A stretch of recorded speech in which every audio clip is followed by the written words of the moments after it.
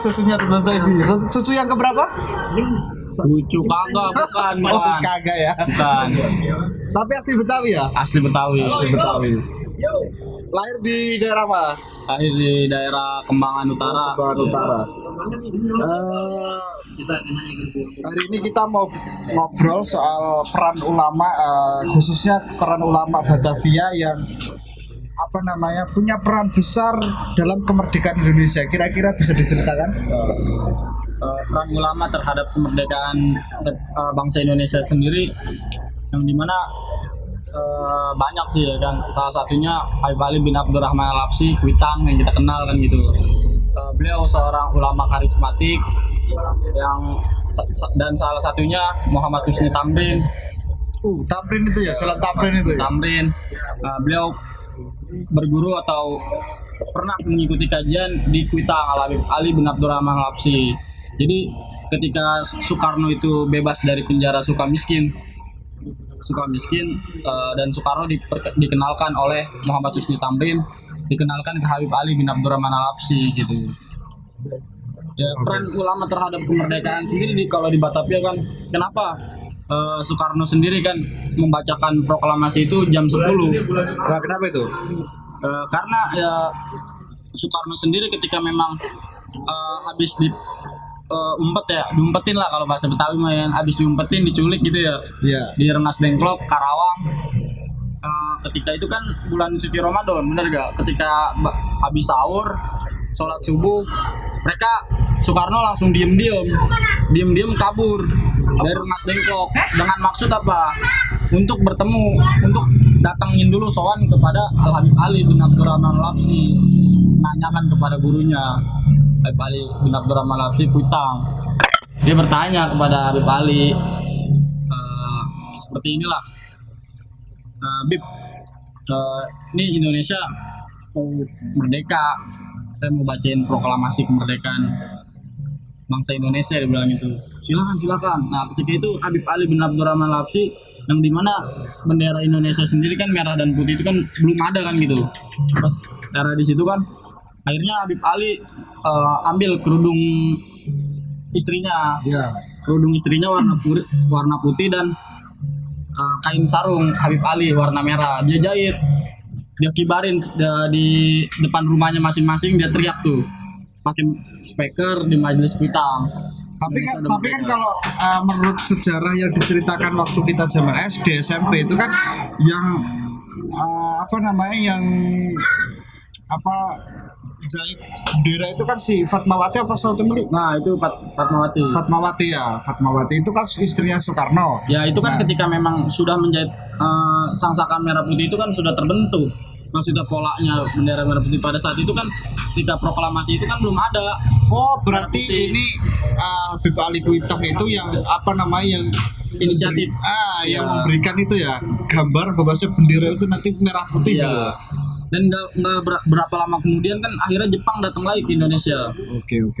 Tetapi dengan mayoritas di Indonesia sendiri, khususnya di Batavia, Jakarta, pada saat itu dilihat oleh Jepang itu sendiri bahwa giroh dari perjuangannya sudah semakin masif pergerakannya dari ulama-ulama. Salah satunya Habib Ali bin Abdurrahman Al-Habsyi itu ngomong ke Kiai Mansur. Oh iya, Kiai Mansur. Ya, Kiai Mansur kalau nggak salah ini jembatan 3 ya. Ya, Kiai Mansur. Terus bapaknya Habib Jindan yang di Al-Fakhriyah Larangan. Oh iya. Itu mereka semua dikabarkan bahwasanya Indonesia udah merdeka, dan setiap di daerah itu kita pasangkan lambang dari bendera Indonesia sendiri merah putih, walaupun pada saat itu mereka belum ada. Nah, mereka jahit lah walaupun lewat kerudungan, kain sarung. Berarti sejarah bendera merah putih itu dari Habib Ali Kuitang, lalu setelah itu dijahit oleh Fatmawati yang dikibarkan di waktu proklamasi. Iya. Gitu. Oke. Terus gimana kalau dengan peran ulama yang lain selain Habib Ali Kuitang yang ada di Batavia ini? Wah, banyak sih sebenarnya. Siapa lagi kira-kira? ulama-ulama, salah satunya Habib Hussein bin Abu Bakar Ali Drus, luar Batang. Oh iya iya iya. Bagaimana kehebatan atau karomah dari Habib Hussein sendiri kan? Karomah dari Habib Hussein sendiri kan, sama POC itu Belanda kan, gubernur Belanda itu kan sampai heran nih, kenapa karung nih isinya duit dibuang terus tuh ke ituan Sunda Kelapa, dibuang, ditanya Habib, kenapa dibuang nih duit, saya mau anterin ini duit, saya mau kirim ke orang tua saya gitu di Yaman kalau nggak salah, saya mau kirim ke orang tua saya di Yaman.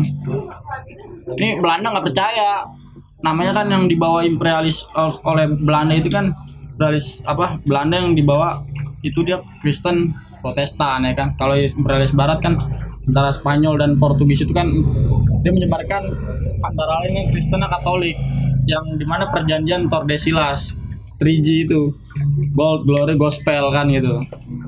Nah, kenapa Sunda Kelapa itu bisa dibaca Sunda juga pada saat itu? Ada saya membaca buku Api Sejarah, bagaimana peran ulama dan santri memperjuangkan kemerdekaan Indonesia. Kira-kira yang digambarkan dalam film itu Sang Kiai itu ya kira-kira. Oke. Berarti kalau kita cerita masih Habib itu kan orang-orang yang dari Yaman datang ke Indonesia kira-kira gitu, masih keturunan orang Yaman yang di Indonesia, kebetulan di Indonesia. Kalau yang asli orang Jakarta sendiri, misalnya Cing siapa atau siapa gitu. Kiai Mansur salah satunya. Iya, Kiai Tohan Mansur itu. Ya, Kiai Mansur. Pangeran Jayakarta itu kan masih ada dia kan dari di mana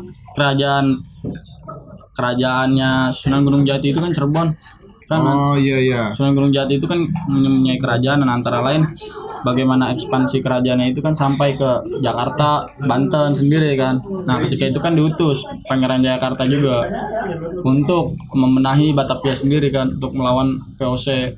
Makanya itu kan Fatullah salah satunya. Iya, Fatullah di Kota Tua ya. Iya. Fatahila.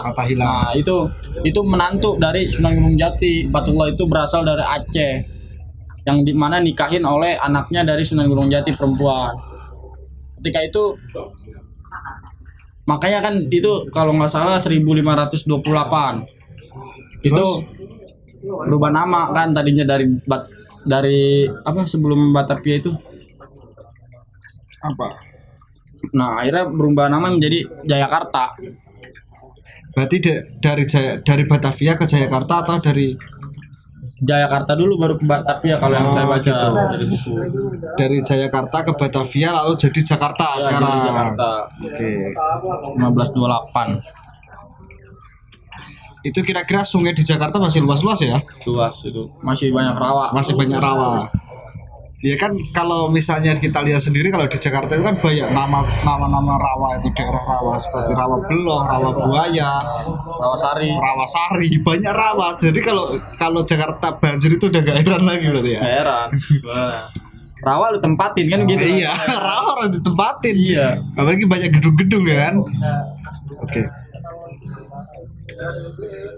Berarti pusat keilmuan waktu itu di Habib Habib Ali Kuitang sama Habib Hussein luar Batang. Ya, Kalau luar Batang. Kalau misalnya ini Habib yang di Tanjung Priok itu Habib siapa? Namanya siapa ya? Gubah Haddad itu ya kan. Gubah Haddad siapa namanya? Itu perannya gimana tuh? Priok.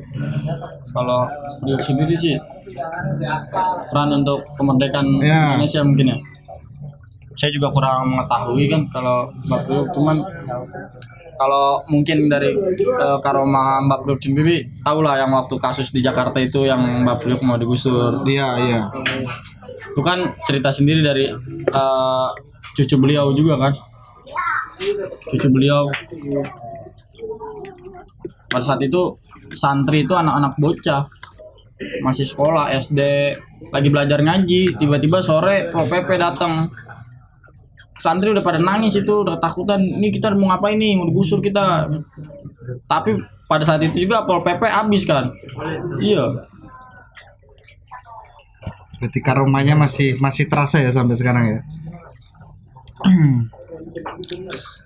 Terus selama apa namanya kamu ikut PMI, apa yang kamu rasakan apa namanya kultur dari budaya di Jakarta sendiri dengan budaya Islam Nusantara yang digaungkan oleh Nahdlatul Ulama itu terasa nggak sih sampai sekarang di daerahmu? Terasa sih bagaimana peran Islam sendiri juga kan untuk bangsa Indonesia kan, yang ketika memang Wali Songo itu membawa dengan Islamnya dengan di Nusantara itu tetap tidak diubah kan suatu budayanya kan gitu. Budaya nggak bisa dihilangkan kan gitu, Iya. nggak bisa dihilangkan budayanya, cuman kita ubah sedikit kan gitu, kali jaga.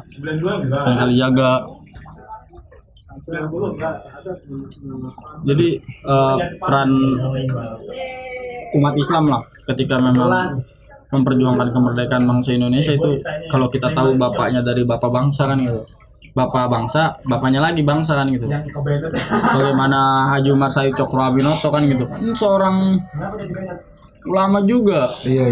Haji Umar Said Cokroaminoto yang dimana ketika dia punya rumah kos ya kan, rumah kos, Soekarno ada di situ, Kusno, Muso, Kertoswiryo. Bagaimana para pendiri bangsa itu, bapaknya dari bapak bangsa, Haji Umar Said Cokroaminoto kan gitu. Kalau berbicara umat Islam gitu kan, khususnya kita di PMI kan, PMI ini hanya membawa nilai-nilai agama kan gitu. Kata siapa kan gitu ya kan? Iya. Nggak ada ceritanya kan gitu. Kalau berbicara nasionalis, mungkin ya kan, kita juga nasionalis ya kan gitu. Mungkin nggak kalah nasionalis dengan yang lain kan gitu. Umat Islam sendiri kan gitu. Karena kan menonjolnya nasionalis ini kan ketika 1926 Soekarno membuat Partai Nasionalis Indonesia. 1926 PNI itu terbentuk. Nah, ketika itu kan yang dimana Haji Umar Said Cokroaminoto itu bergabung dengan Sarekat Dagang Islam yang dipelopori oleh Haji Saman Hudi. Ketika nggak lama berdiri SDI, akhirnya SDI itu diubah nama dan diusung atau diketuai oleh Haji Umar Said Cokroaminoto menjadi Sarekat Islam. Nah, Sarekat Islam 1916 itu Kongres itu udah membawa nama-nama nasional, Kongres Nasional di Bandung. Nah, 1916. Jadi bagaimana peran umat Islam itu ya luar biasa lah untuk memperjuangkan kemerdekaan Indonesia kan gitu. Cuman yang patut disayangkan kan yang dimana kadang kita sebagai umat Islam juga kan miris gitu ketika distorsi sejarah itu dihilangkan banyak lah tentang keislaman gitu. Jadi karena masih momentum Lebaran jadi kita makan nih. Benar. Ini biji ketapang. Ini dari dulu udah ada ya di Jakarta ini ya. Apa biji ketapang? Ketapang. Udah ada biji ketapang. Bu, ini buatnya dari apa ini? Bahannya ini?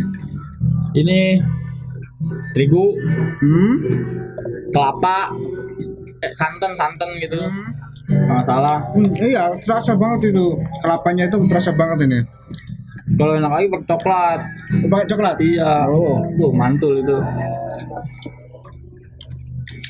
Nih kopinya nggak ada mas? Enggak tahu nih. Ada kopi. Oke, itu mungkin perjalanannya apa ya, ulama-ulama yang ada di Batavia dalam memperjuangkan kemerdekaan Indonesia waktu itu. Tapi yang perlu kita sadari hari ini kan yang terpenting itu bagaimana peran mereka dan kita bisa membangkitkan semangat kita hari ini gitu loh, untuk apa namanya memperjuangkan lagi apa yang dicita-citakan oleh apa namanya pejuang bangsa dari yang dulu, kira-kira kan gitu. Nah, hari ini apa yang udah teman-teman lakukan itu untuk menciptakan itu kira-kira?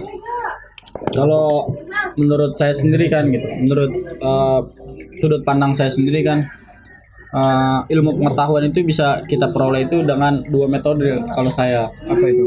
Selain baca, mendengar kan gitu. Iya. Ketika Nabi Muhammad SAW kan Rasulullah ketika di Gua Hiro itu kan Nabi kan nggak bisa baca dan nggak bisa tulis kan gitu. Dia cuma dengar doang gitu, sehingga bisa menghafal Quran yang terus disampaikan ke sahabat Zaid bin Haritha kan gitu, ditulis. Nah, jadi ketika memang hari ini gitu anak-anak bangsa ingin memperjuangkan suatu wujud cita-cita kemerdekaan bangsa Indonesia kan gitu.